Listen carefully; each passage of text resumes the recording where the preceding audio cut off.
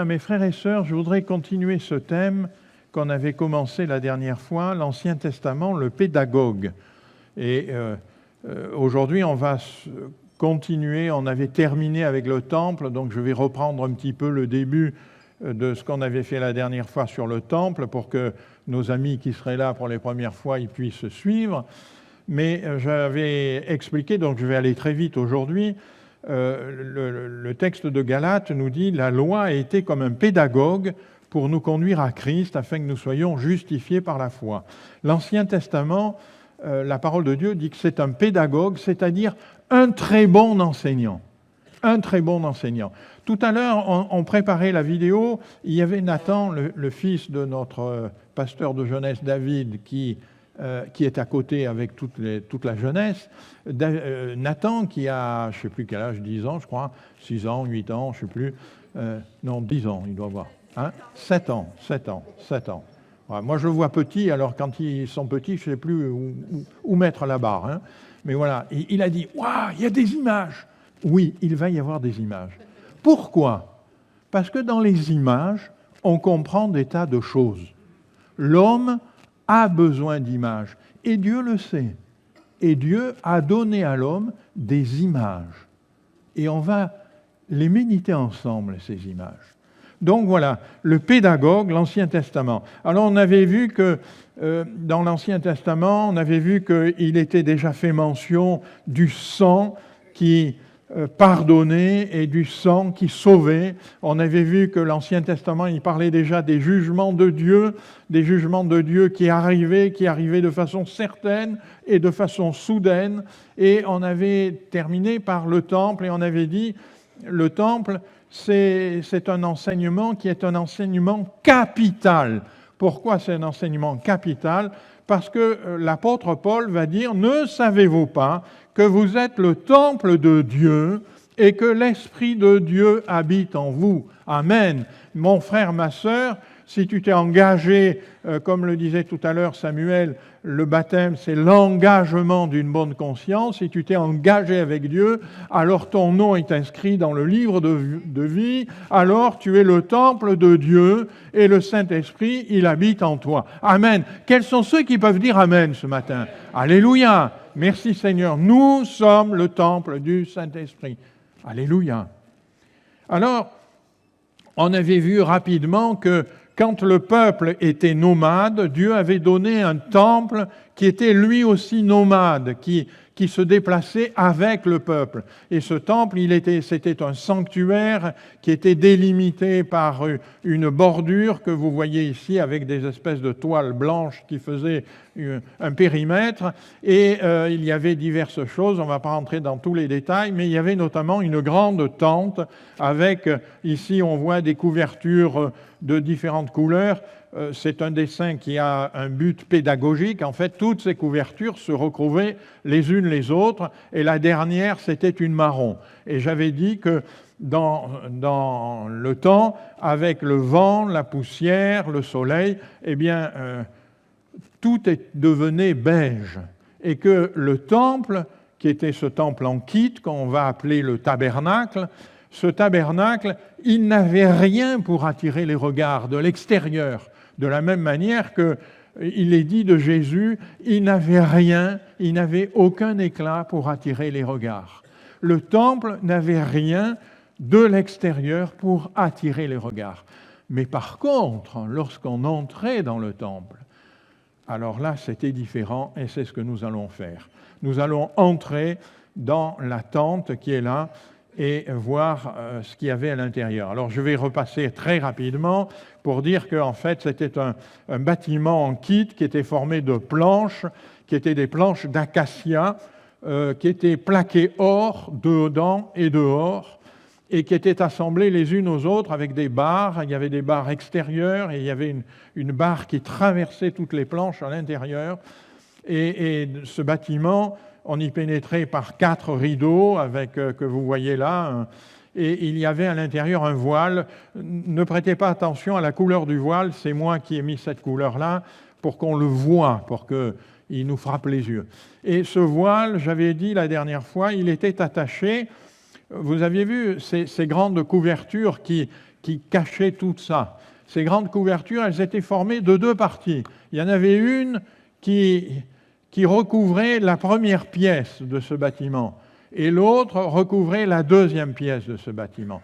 Et ces deux parties de couverture, elles étaient attachées dans la partie, la couverture qui était la plus basse, qui était celle qu'on voyait quand on entrait dans ce bâtiment, eh bien, elles étaient attachées par 50 agrafes d'or. Et je vous avais dit, retenez bien ce chiffre 50. Le plan était donc le suivant, il y avait ce qu'on appelait le lieu très saint, au fond, dans lequel on ne pouvait entrer que par le voile. Et puis le lieu saint. Et ces 50 agrafes d'or qui soutenaient ce voile. Alors pourquoi 50 agrafes d'or? C'est important de les constater, parce que ces 50 agrafes d'or, en fait, elles annonçaient prophétiquement deux périodes de l'humanité. Deux périodes de l'humanité. Ces 50 agrafes d'or, elles sont en train d'annoncer au monde qu'il y a deux périodes. Il y a une première période où on ne pouvait pas entrer, même les sacrificateurs n'entraient pas dans le lieu très saint après le voile.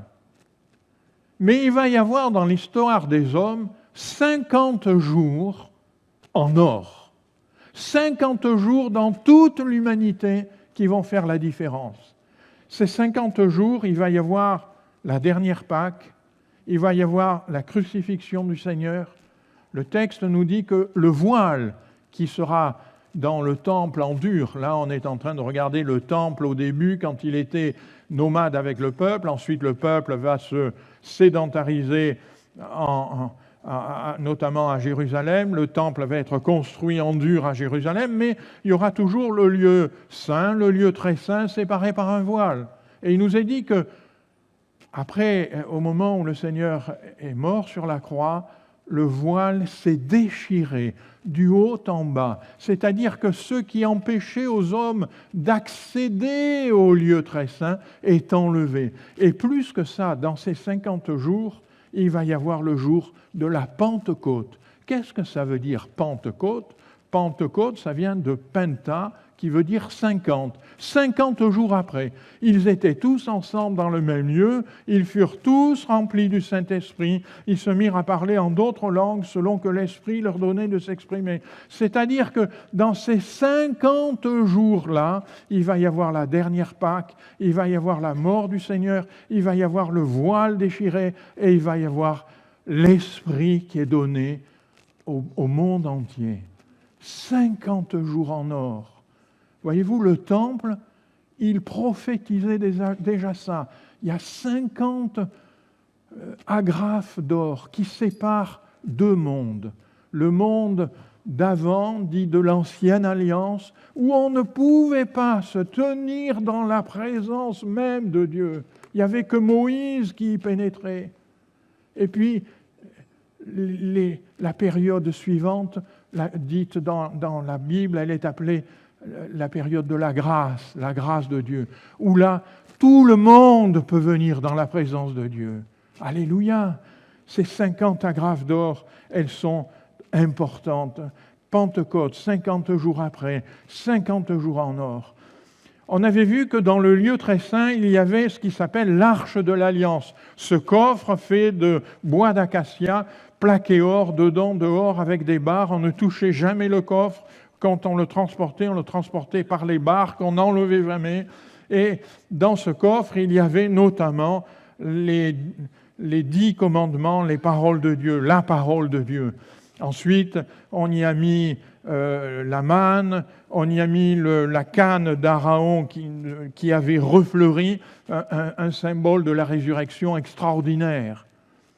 Et sur ce coffre, il y avait un couvercle en or massif, celui-là, où une fois par an, le souverain sacrificateur, qui était le seul qui avait le droit de rentrer dans ce lieu très saint, eh bien, il offrait le sang du sacrifice. Et on avait vu qu'il y avait 2 chérubins qui regardaient, qui couvraient ce couvercle qu'on appelle le propitiatoire, c'est-à-dire qui rend Dieu propice.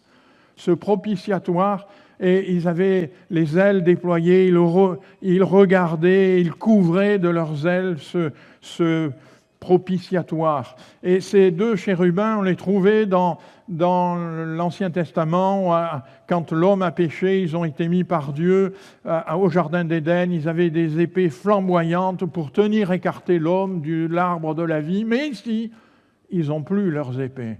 Ils sont désarmés. Et ils regardent et ils couvrent le sacrifice. On avait vu que sans le sacrifice, personne ne peut tenir devant Dieu. Parce que tous nous sommes pécheurs devant la loi de Dieu. Et c'est ce que symbolisait ça. Il faut qu'il y ait le sang qui recouvre la loi de Dieu. Parce que si le pardon ne recouvre pas la loi de Dieu, j'avais pris cet exemple, tu aimeras ton Dieu de tout ton cœur, de toute ta âme, de toute ta pensée, de toute ta force, et ton prochain comme toi-même. Qui d'entre nous peut dire « j'ai fait ça » parfaitement? Il n'y en a eu qu'un qui a pu dire « tout est accompli ». C'est notre Seigneur Jésus-Christ sur la croix. Mais devant cette parole, aucun de nous ne peut résister. Il faut qu'il y ait le sang qui recouvre la loi. Il y avait dans le lieu saint, cette fois-ci, avant le voile, il y avait le chandelier. Je l'ai placé, vous voyez, à cet endroit-là, ce n'est pas un fait du hasard. Dieu avait dit à Moïse, tu feras tout comme je te le montre, exactement le bâtiment et les meubles et l'emplacement des meubles. Il était toujours là, le chandelier. Ce chandelier, c'était la seule lumière qui éclairait. Vous imaginez cet édifice tout plaqué or avec un chandelier qui luit. Waouh, ça devait quand même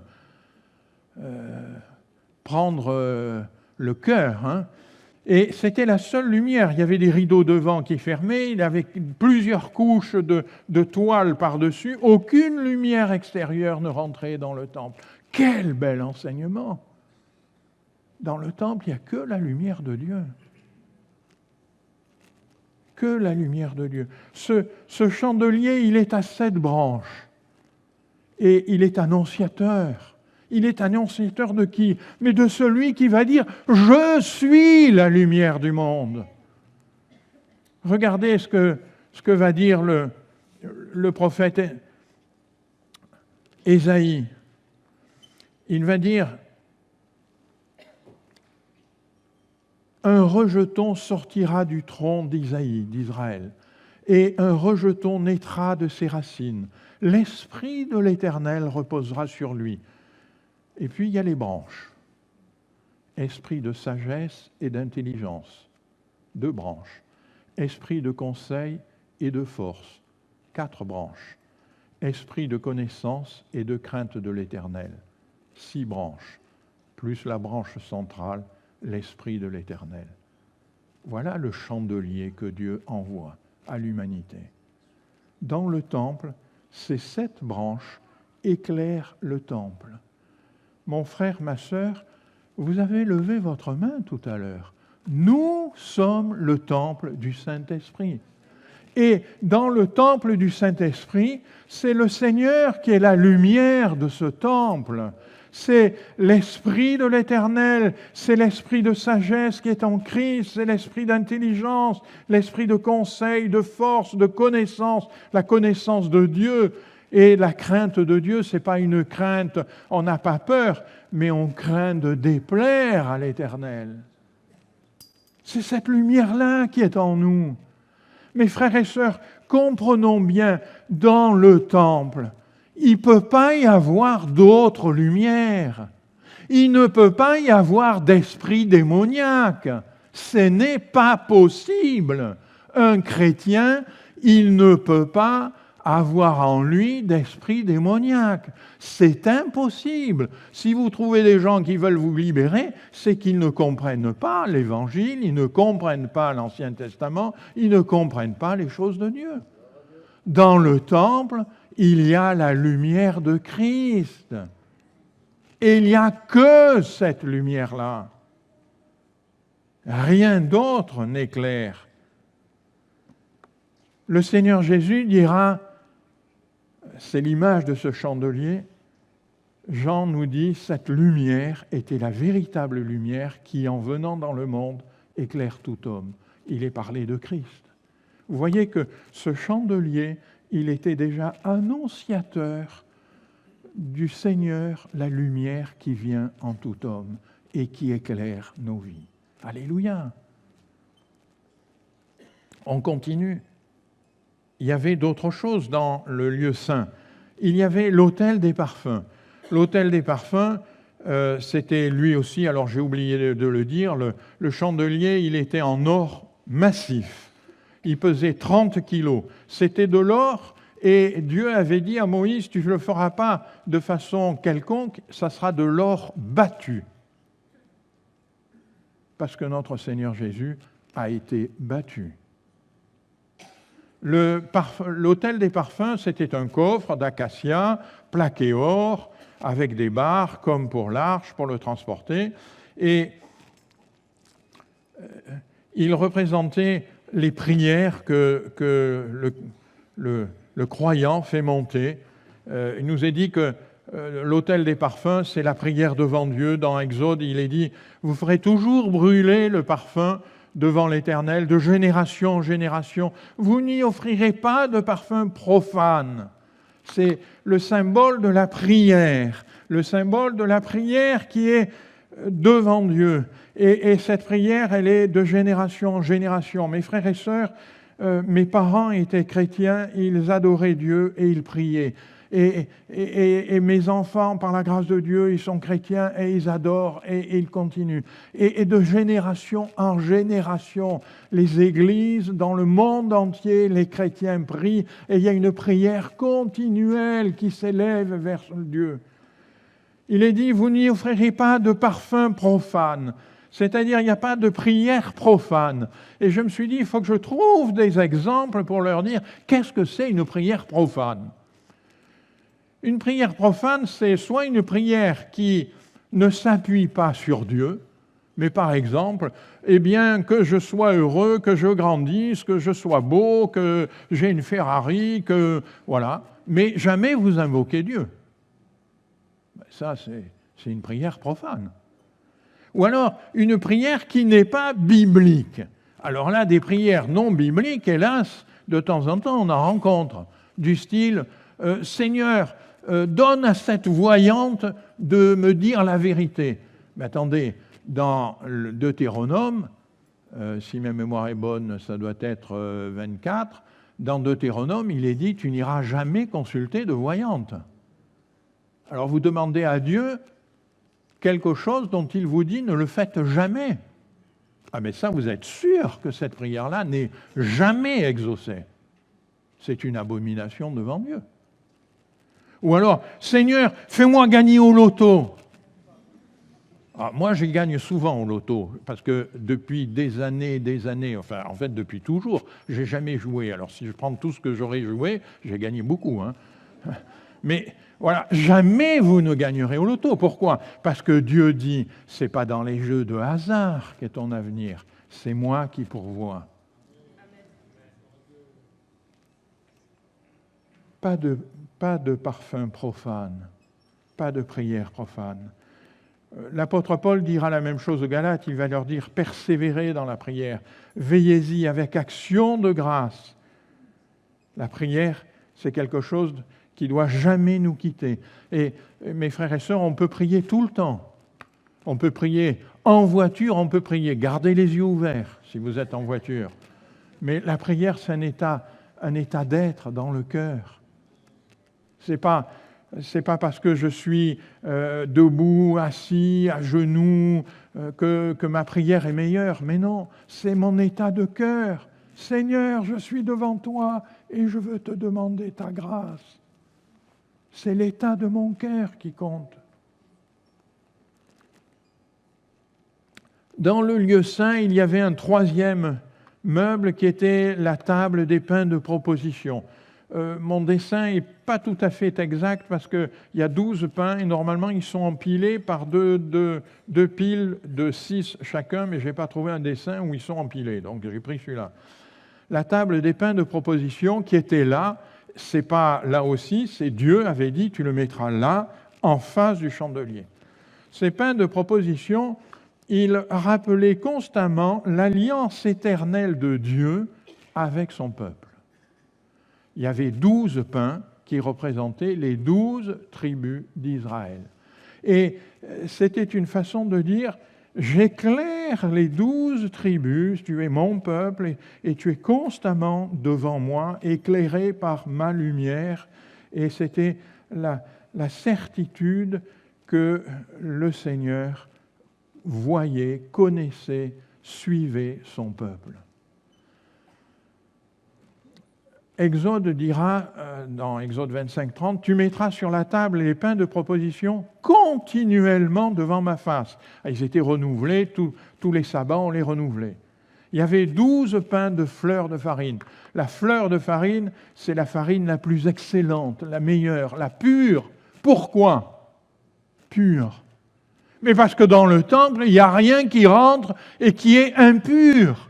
Tout est pur dans le temple, c'est pour ça que tout est plaqué or, parce que la pureté y est partout. C'est pour ça que je disais tout à l'heure, il n'y a jamais aucun esprit mauvais qui peut rentrer dans le temple, c'est un non-sens.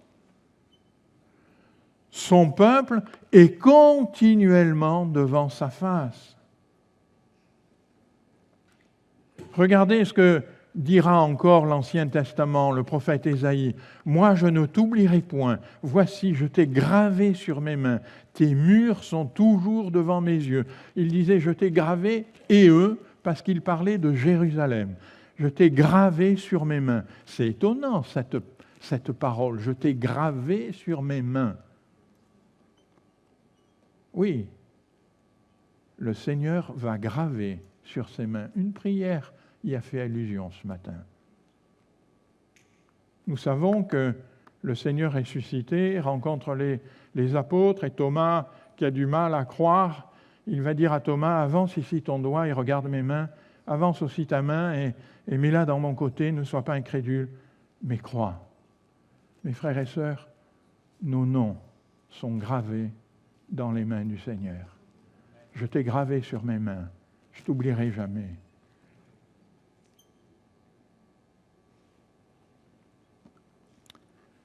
Je ne voudrais pas être trop long, mais voilà, les enseignements pour nous qu'on doit retenir, c'est que dans le temple, tout est pur. Pas de place à l'impureté, pas de place aux esprits étrangers, pas de place à toute influence extérieure.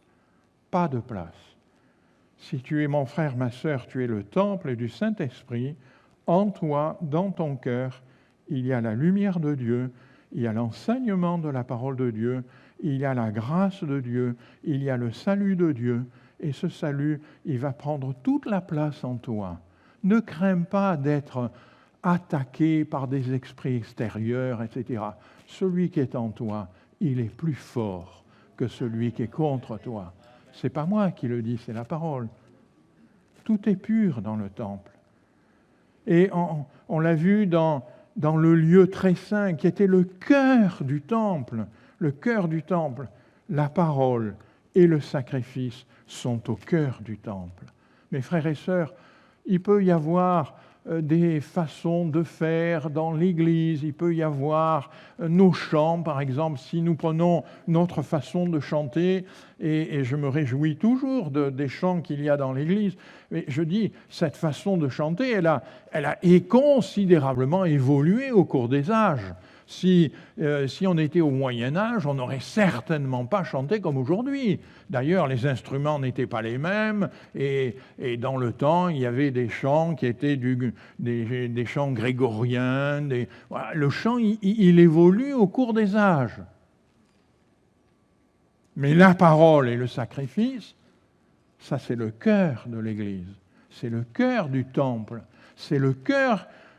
c'est ce qui doit être au cœur du temple qu'est ma vie. Vous êtes le temple. La parole et le sacrifice sont au cœur du temple. Là, le temps ne change pas, les modes peuvent passer, rien ne change cela. Parce que la parole et le sacrifice c'est des choses immuables, qui ne changent pas. L'Esprit de Dieu, on l'a vu, éclaire mon être. Des fois, nous sommes... ça arrive, hein, je pense que c'est arrivé à tout le monde. On traverse des galères dans notre vie. Est-ce que ça vous est arrivé? Ou il n'y a que moi qui c'est arrivé? Des fois, on traverse des galères qu'on n'a pas voulues, qu'on n'a pas prévues, mais elles se trouvent devant nous. Et pour être franc, des fois, on s'y est engouffré de nous-mêmes dans ces galères, parce qu'on a fait des choix malheureux, parce qu'on a eu une façon de vivre malheureuse qui nous ont amené à un résultat qui est une galère. Bon. Mais des fois, on n'a rien fait de particulier, mais ces galères sont venues à nous, une maladie, une situation, on n'a rien fait pour, et ces galères sont venues à nous. Et alors, on est déstabilisé, on est effrayé, et il y a un bon moyen de faire. Vous savez, c'est dans le psaume 23, on le méditait avec le cours disciple, dans le psaume 23, il est dit... Le Seigneur dresse devant moi une table en face de mes adversaires, en face de mes galères. L'Esprit du Seigneur veut éclairer ton être.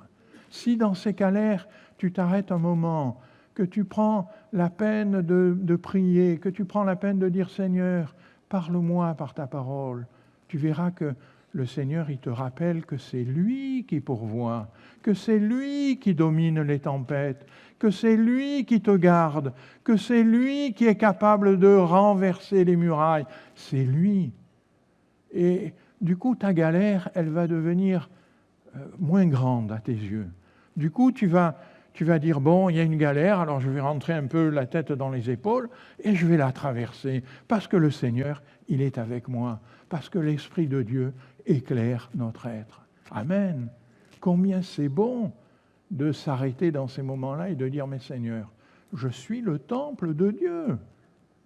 Mais le temple de Dieu, Seigneur, tu dis que nous sommes le temple de Dieu, que l'Esprit Saint veut habiter en nous. Seigneur, viens par ton esprit, viens mettre le calme, viens mettre la paix dans mon cœur, parce que tu es avec moi. Tu es continuellement avec moi. Alléluia. La prière, elle doit être sans cesse renouvelée. Et je vous invite, mes frères et sœurs, à venir aux réunions de prière. En janvier, on va prendre une semaine où on fera du jeûne et prière. Je vous invite à y venir. Je vous invite à prendre du temps, à vous tenir dans la présence de Dieu, à se mettre devant Dieu, à lui dire « Seigneur, nous avons besoin de toi, nous avons besoin de ton esprit dans nos vies. » Parce que Seigneur, les difficultés de la vie, tu les aplanis, tu mets ta paix, tu mets ta joie en nous. Seigneur, nous voulons que la prière soit sans cesse renouvelée. Et puis, on l'a vu avec ces pains qui étaient mis sur la table, des pains de proposition, on disait encore la table de présence. Le Seigneur ne nous oublie jamais. Il nous a gravés dans ses mains. Mon frère, ma sœur, rappelle-toi, dans les moments les plus sombres de ta vie, rappelle-toi, personne, le texte nous dit, personne ne lui a ôté la vie. Il l'a donné de lui-même afin que tu sois sauvé, afin que tu hérites la vie éternelle, afin que tu deviennes enfant du Dieu très haut, du Dieu tout-puissant.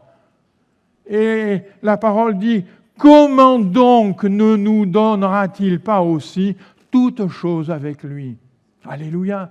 Mais si je suis fils, si je suis fille du Dieu vivant, alors je n'ai pas à m'inquiéter, parce qu'il a les regards sur moi, comme ces pains qui nous rappelaient le peuple de Dieu qui était toujours dans sa présence. Eh bien, nous sommes toujours dans sa présence. Vous savez que le Seigneur, il s'appelle Jésus Emmanuel. Emmanuel, ça veut dire Dieu avec nous. Ah! Dieu avec nous. Oh, mes frères et sœurs, mais si Dieu est avec moi, mais qui craindrais-je? qui sera contre moi? C'est pour ça que, vous voyez, dans ce verset que je citais tout à l'heure, il dresse une table en face de mes adversaires. Hein, je disais aux cours disciples, et je vais le redire, imaginez-vous, il y a des adversaires, ils sont là, ils sont venus pour faire la guerre, hein, pour vous faire la guerre. Et le Seigneur, il dresse une table, il met les assiettes, et il dresse les couverts, il dresse une table, et il m'invite à m'asseoir avec lui, à prendre un temps calme, un temps où on va être en communion. Mais on pourrait lui dire, mais là-bas, il prépare la guerre. Oui, mais t'inquiète pas, moi je suis Dieu. Et je dis, arrête, et ils arrêtent. Prends du temps, viens dans ma présence, viens dans la communion du Père.